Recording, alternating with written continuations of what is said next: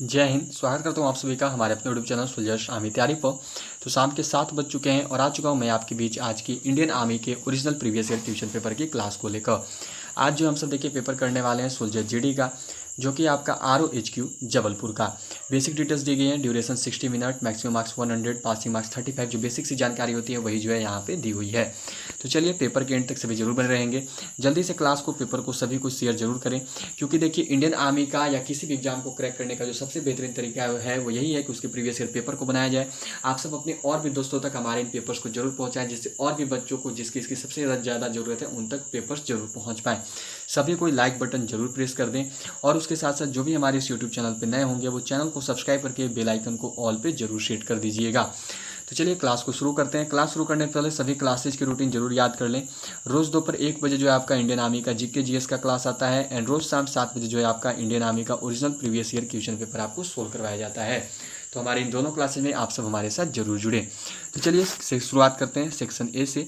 General knowledge question number 1 to 15, सामान्य ज्ञान प्रश्न क्रमांक 1 से 15 तक। क्या दिया हुआ है देखो। How many countries are member of SAARC. SAARC के सदस्य कितने देश हैं? 8, 6, 3 या 5। सार्क के कितने सदस्य देश हैं ये जो है आपको यहाँ पे बताना है। तो चलिए सबको आंसर कीजिए और जल्दी से बताइए कि सार्क के जो है कुल कितने सदस्य देश हैं। तो देखो जो सार्क है उसके जो सदस्य देश है ना, कुल 8 सदस्य देश हैं। क्या आंसर होगा? तो ऑप्शन ए 8। ठीक है, सबका क्लियर हो गया होगा।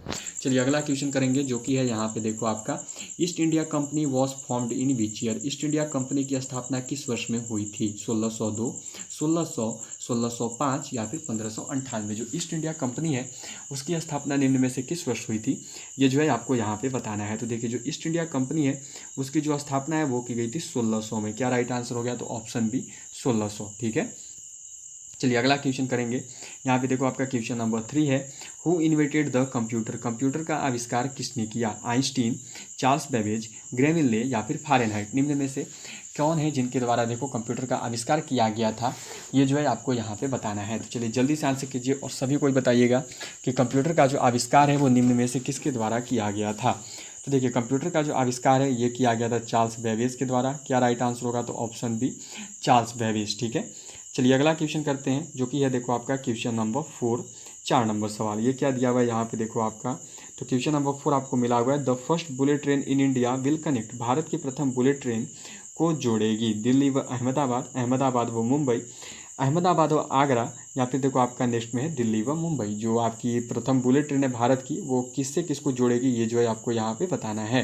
तो देखिए भारत की जो बुलेट ट्रेन है वो जोड़ेगी अहमदाबाद व मुंबई को। क्या आंसर होगा? तो ऑप्शन बी। जिसका भी आंसर बी को आ रहा है वो बिल्कुल सही बता रहे हो। ठीक है, चलिए अगला क्वेश्चन करेंगे, जो कि यहाँ पे देखो आपका क्वेश्चन नंबर 5 है। 5 नंबर सवाल ये दिया हुआ है। Where is National Museum of India located. भारत का राष्ट्रीय संग्रहालय कहाँ पर स्थित है? पटना, दिल्ली, बंगलौर या फिर चेन्नई। जो भारत का राष्ट्रीय संग्रहालय है वो निम्न में से कहाँ पर स्थित है, ये जो है आप सबको यहाँ पे बताना है। तो देखिए भारत का जो राष्ट्रीय संग्रहालय है ये कहाँ पर है? तो ये आपका स्थित है नई दिल्ली में। क्या आंसर होगा? तो option B National Museum of India is located in New Delhi. मतलब कि भारत का जो राष्ट्रीय संग्रहालय है वो आपका दिल्ली में स्थित है। चलिए अगला क्वेश्चन करेंगे, क्वेश्चन नंबर 6 से देखो यहाँ पे आपका ये दिया हुआ है। देखो आपका यहाँ पे ये लिखा हुआ है देखो, 1 people 1 state 1 leader was the policy of. एक जनता एक राष्ट्र एक नेता की नीति किसकी थी? स्टालिन, मुसोलिनी, लेनिन या फिर हिटलर। एक जनता एक राष्ट्र और एक नेता, यह किसकी नीति थी, ये जो है आप सबको यहाँ पे बताना है। तो देखिए एक जनता एक राष्ट्र और एक नेता जो है ये पॉलिसी था हिटलर का। क्या आंसर होगा? तो ऑप्शन डी हिटलर। ठीक है, चलिए नेक्स्ट क्वेश्चन करेंगे, जो कि है यहाँ पे देखो आपका ये दिया हुआ है कि the tension of vice president is how many years. उपराष्ट्रपति का कार्यकाल कितने वर्षों का होता है? 6 वर्ष, 5 वर्ष, 3 वर्ष या फिर 2 वर्ष। जो उपराष्ट्रपति हैं उनका कार्यकाल कितने वर्षों का होता है, ये जो है आप सबको यहाँ पे बताना है। तो जल्दी से आंसर कीजिए और बताइए जरा कि उपराष्ट्रपति का कार्यकाल जो है कितने वर्षों का होता है। तो देखिए उपराष्ट्रपति का जो कार्यकाल है वो होता है 5 वर्षों का। कुछ लोग इसको 6 वर्ष बोलते हैं पर वो सही नहीं है। राइट आंसर होगा ऑप्शन बी 5 ईयर्स। ठीक है, चलिए अगला क्वेश्चन करेंगे, जो कि है यहाँ पे देखो आपका क्वेश्चन नंबर 8 दिया हुआ है। यह है देखो यहाँ पे आपका which is the largest populated state of India. Bharat का सबसे अधिक जनसंख्या वाला राज्य कौन सा है? मध्य प्रदेश, उत्तर प्रदेश, महाराष्ट्र या फिर राजस्थान। भारत का सबसे अधिक यहाँ पे आपको बताना है जनसंख्या वाला राज्य कौन सा है। ये जो है आप सबको यहाँ पे बतानी है। तो चलिए आंसर की जो जल्दी से बताइए कि भारत का सबसे अधिक जनसंख्या वाला राज्य कौन सा है। तो सबको लगभग पता है भारत का सबसे अधिक जनसंख्या वाला राज्य कौन सा है, तो वो है आपका Uttar Pradesh, option number B. ठीक है, चलिए नेक्स्ट क्वेश्चन करेंगे जो कि है यहाँ पे देखो आपका क्वेश्चन नंबर 9, 9 नंबर सवाल दिया हुआ है। Which among following is the capital of Chhattisgarh. निम्न में से छत्तीसगढ़ की राजधानी कौन सी है। हैदराबाद, रायपुर, बिलासपुर या फिर बंगलुरु। निम्न में से जो है आपका छत्तीसगढ़ की राजधानी कौन सी है, ये जो है आप सबको यहाँ पे बताना है। तो जल्दी से आंसर कीजिए और बताइए सबको कि छत्तीसगढ़ की राजधानी जो है कौन सी है। तो लगभग सभी को पता है राइट आंसर क्या होगा, तो ऑप्शन बी रायपुर। छत्तीसगढ़ की जो राजधानी है वो क्या है, तो वो आपकी रायपुर है। ठीक है, चलिए अगला क्वेश्चन करेंगे। क्वेश्चन नंबर 10, 10 नंबर सवाल है। देखो यहाँ पे आपका ये दिया हुआ है, what is the name of largest irrigation canal in India. भारत के सबसे बड़े कृषि नहर का नाम बताओ। अपर भारी दुआब नहर, यमुना नहर, सिरहद नहर या फिर इंदिरा गांधी नहर। भारत की सबसे बड़ी कृषि नहर कौन सी है, ये जो है आप सबको यहाँ पे बताना है। तो चलिए जल्दी से आंसर की जो सबको बताइए कि भारत की सबसे बड़ी कृषि नहर जो है कौन सी है। तो देखिए भारत की जो सबसे बड़ी कृषि नहर है वो है आपका इंदिरा गांधी नहर। क्या हो गया राइट आंसर, तो ऑप्शन डी इंदिरा गांधी नहर। ठीक है, चलिए नेक्स्ट क्वेश्चन करेंगे जो कि है यहाँ पे देखो आपका नेक्स्ट क्वेश्चन जो है ये आपका देखो दिया हुआ है question number 11, Kalahari desert is located in which country. Kalahari मरुस्थल किस देश में स्थित है। सऊदी अरब, चिली, भारत या फिर ऑप्शन नंबर डी में है साउथ अफ्रीका। तो ये क्वेश्चन मैंने आपको बहुत बार करवाया है और बहुत इंपॉर्टेंट क्वेश्चन है, इसलिए ये क्वेश्चन आज का आपका होमवर्क रहेगा। सभी को इसका आंसर जो है कमेंट बॉक्स में बताना है। सभी जरूर बताइएगा कि कालाहारी मरुस्थल जो है किस देश में स्थित है। ये जो है आपका जो होमवर्क है क्वेश्चन नंबर 11। ठीक है, चलिए नेक्स्ट क्वेश्चन करेंगे जो कि है यहाँ पे देखो आपका क्वेश्चन नंबर 12, 12 नंबर सवाल दिया हुआ है। In which state is Akshardham temple located. Akshardham मंदिर किस राज्य में स्थित है। आंध्र प्रदेश, हरियाणा, तमिलनाडु या फिर गुजरात। जो अक्षरधाम मंदिर है ये किस राज्य में स्थित है, ये जो है आप सबको यहाँ पे बताना है कि जो अक्षरधाम मंदिर है ये किस राज्य में स्थित है। चलिए जल्दी से आंसर कीजिए और सबको बताइए, मैंने आपको बहुत बार करवाया है अक्षरधाम मंदिर जो है किस राज्य में स्थित है।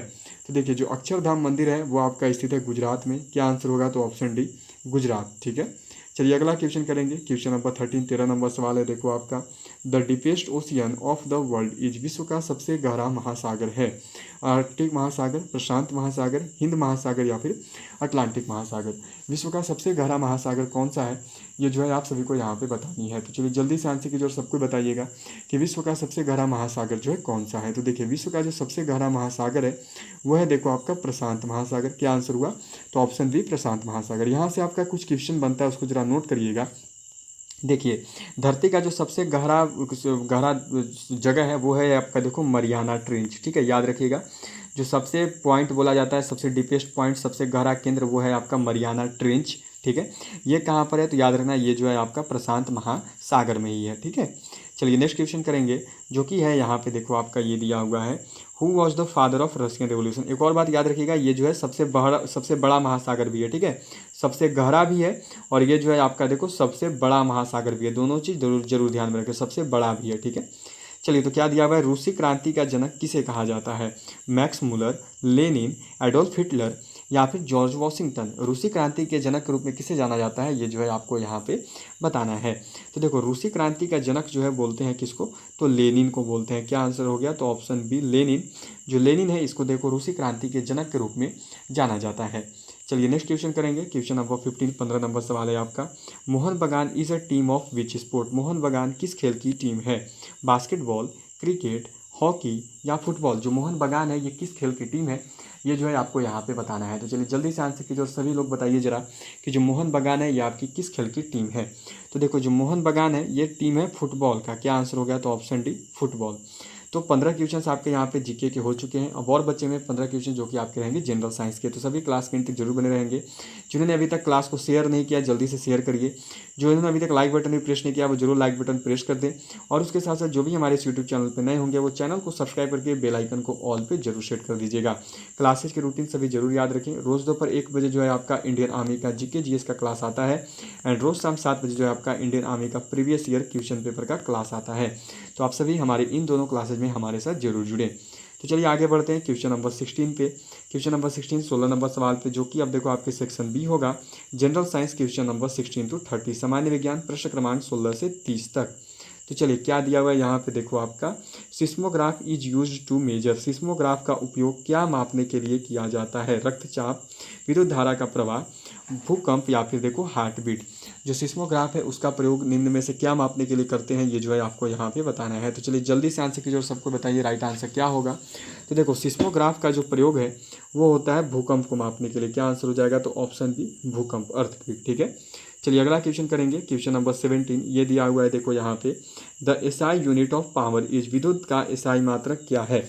तो ये देखो क्वेश्चन जो है ना आपका, मैंने एक और पेपर में कराया हुआ है, इंडिया ही होती है इंडियन आर्मी, इंडियन आर्मी में यही होता है। पिछले साल के पेपर का ही क्वेश्चन आपको इस साल के भी पेपर में देखने को मिलता है। यही खासियत है इंडियन आर्मी का, अगर प्रीवियस ईयर कर लिया है तो बहुत बड़ा जैकपॉट आपको लग गया है समझो, क्योंकि इंडियन आर्मी में जो जीके जीएस होते हैं वो पिछले पेपर से ही रिपीटेड होती है। ठीक है, तो यहाँ पे भी वही है आपका, तो यहाँ पे भी वही देखो आपको साइंस दिखने वाला है। क्या दिया हुआ है देखो यहाँ पे, the SI unit of power is, power मतलब होता है शक्ति, ठीक है, और हिंदी में लिखा हुआ है विद्युत। इंग्लिश का मतलब कुछ और निकल रहा है, हिंदी का मतलब कुछ और निकल रहा है, तो आपको चलना पड़ता है देखो इंग्लिश वाले के साथ। आपका कंसिडरेशन किस लैंग्वेज की ओर करोगे, तो इंग्लिश लैंग्वेज की क्वेश्चन की ओर करोगे। क्यों करोगे, क्योंकि इंडियन आर्मी का यही कहना है कि इंग्लिश जो है यूनिवर्सल लैंग्वेज है, इंग्लिश जो है भारत के हर राज्य में हर किसी को समझ में आता है, इसीलिए आपका जो क्वेश्चन सही है वो इंग्लिश वाला होगा। तो इंग्लिश के अनुसार यहाँ पे देखो आपको पावर का पूछा है, शक्ति, पावर का जो है आपको यहाँ पे शक्ति का जो एसआई मात्रक पूछा है, तो शक्ति का जो एसआई मात्रक होता है वो होता है वॉट, ऑप्शन नंबर डी। ठीक है, इस प्रकार इस क्वेश्चन का राइट आंसर क्या होगा, तो डी वॉट। चलिए नेक्स्ट क्वेश्चन करेंगे, क्वेश्चन नंबर 18, 18 नंबर सवाल है देखो आपका, in our body ligaments connect, हमारे शरीर में स्नायु क्या जोड़ते हैं, मांसपेशी से मांसपेशी, मांसपेशी से हड्डी को, मांसपेशी से चमड़े को, या फिर हड्डी से हड्डी को। ऑप्शन नंबर डी में लिखा हुआ है बोन टू बोन। हमारे शरीर में स्नायु जो है क्या जोड़ते हैं, ये जो है आपको यहाँ पे बताना है। तो देखिए हमारे शरीर में स्नायु जो है ये देखो हड्डी से हड्डी को जोड़ते हैं। क्या आंसर होगा, तो option D bone to bone. चलिए अगला क्वेश्चन करेंगे जो कि है यहाँ पे देखो आपका क्वेश्चन नंबर 19। ये दिया हुआ है देखो आपका यहाँ पे, when a moving train stop suddenly a man tends to fall, रेलगाड़ी के अचानक रुकने पर आदमी गिरता है, ऊपर की ओर, आगे की ओर, पीछे की ओर या नीचे की ओर। जब रेलगाड़ी अचानक रुकती है तो आदमी किधर गिरता है, तो आदमी देखो गिरता है आगे की ओर। क्या आंसर होगा, तो ऑप्शन बी फॉरवर्ड, आगे की ओर। ठीक है, चलिए अगला क्वेश्चन करेंगे, क्वेश्चन नंबर 20, 20 नंबर सवाल है देखो आपका, विच mirror is used in headlights of car, motor car की हेडलाइट में कौन सा दर्पण प्रयोग होता है। कौन सा दर्पण जो मोटर कार की हेडलाइट में प्रयोग होता है, काला, उत्तल, साधारण या फिर अवतल। जो आपका मोटर कार का हेडलाइट में है कौन सा दर्पण प्रयोग होता है, ये जो है आप सबको यहाँ पे बताना है। तो देखिए मोटर कार की हेडलाइट में जो है कौन सा दर्पण प्रयोग होता है, तो वो होता है कॉनकेव मिरर, अवतल दर्पण। ठीक है, अब याद रखिएगा जो साइड मिरर होता है ना, जो पश्च दर्पण होता है, जो साइड मिरर होता है उसमें प्रयोग होता है उत्तल दर्पण का। ठीक है, चलिए नेक्स्ट क्वेश्चन करेंगे, क्वेश्चन नंबर 21, 21 नंबर सवाल है देखो आपका, largest gland in the human body is, मानव शरीर की सबसे बड़ी ग्रंथि है।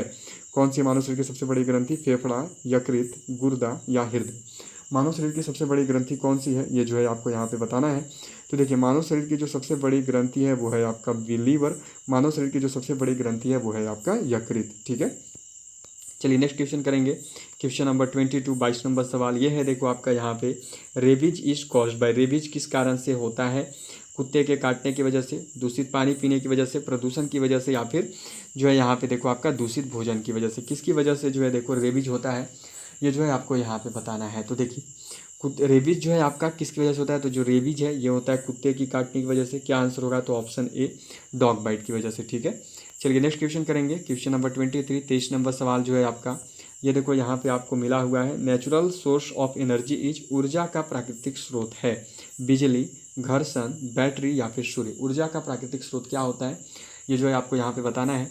तो देखिए जो ऊर्जा है, ऊर्जा का जो प्राकृतिक स्रोत है वो होता है सूर्य, ऑप्शन नंबर डी सन। ठीक है, चलिए अगला क्वेश्चन करेंगे, क्वेश्चन नंबर 24, ये है देखो आपका यहाँ पे, which of the following is universal recipient of blood, निम्न में से कौन सा रक्त समूह सर्वग्राही है, A positive, B positive, A B positive या फिर ओ पॉजिटिव। बताना है कि सर्वग्राही रक्त समूह कौन सा है।